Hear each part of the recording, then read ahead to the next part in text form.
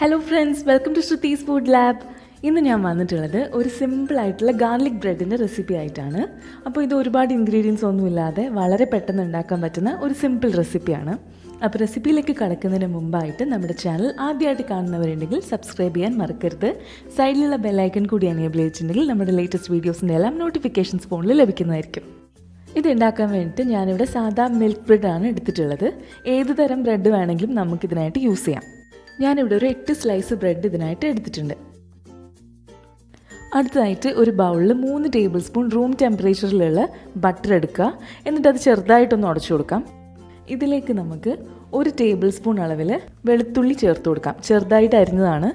വെളുത്തുള്ളി ചേർത്ത് കൊടുത്ത ശേഷം കുറച്ച് മല്ലിയില കൂടി ഇതിലേക്ക് നമുക്ക് ചേർത്ത് കൊടുക്കാം. ആവശ്യത്തിന് ഉപ്പും കൂടി കൂട്ടി നമുക്കിത് നന്നായിട്ടൊന്ന് മിക്സ് ചെയ്ത് കൊടുക്കാം.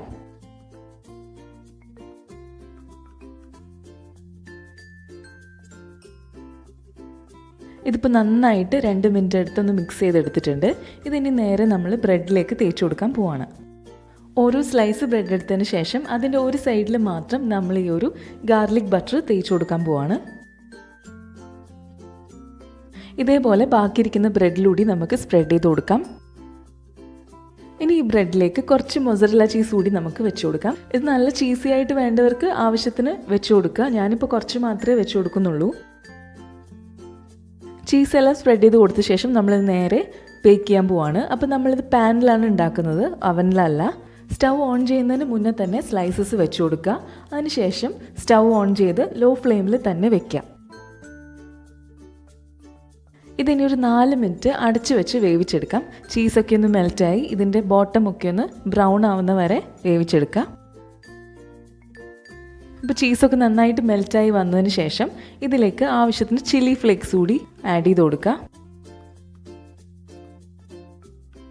അപ്പോൾ ഞാനിതിപ്പോൾ ഒന്നെടുത്ത് കാണിക്കാം. ഇതിൻ്റെ ബേസൊക്കെ നന്നായിട്ട് ബ്രൗൺ ആയി വന്നിട്ടുണ്ട്. ഈ ഒരു സ്റ്റേജ് ആകുമ്പോൾ നമ്മൾ ഓഫ് ചെയ്ത് കൊടുക്കുക. ബാക്കിയിരിക്കുന്ന കൂടി ഇതേപോലെ തന്നെ നമുക്ക് ചെയ്തെടുക്കാം. അപ്പോൾ നമ്മളുടെ സിമ്പിൾ ഗാർലിക് ബ്രെഡ് റെഡി ആയിട്ടുണ്ട്. അപ്പോൾ ഇത് കുട്ടികൾക്കൊക്കെ കൊടുക്കാൻ പറ്റിയ ഒരു സിമ്പിൾ ഡിഷാണ്. എല്ലാവരും ഇതൊന്ന് ട്രൈ ചെയ്ത് നോക്കിയതിന് ശേഷം അഭിപ്രായങ്ങൾ കമൻസിൽ പറയാം. ഇന്നത്തെ റെസിപ്പി എല്ലാവർക്കും ഇഷ്ടമായി എന്ന് വിശ്വസിക്കുന്നു. ഇനി മറ്റൊരു വീഡിയോ ആയിട്ട് പിന്നീട് കാണാം.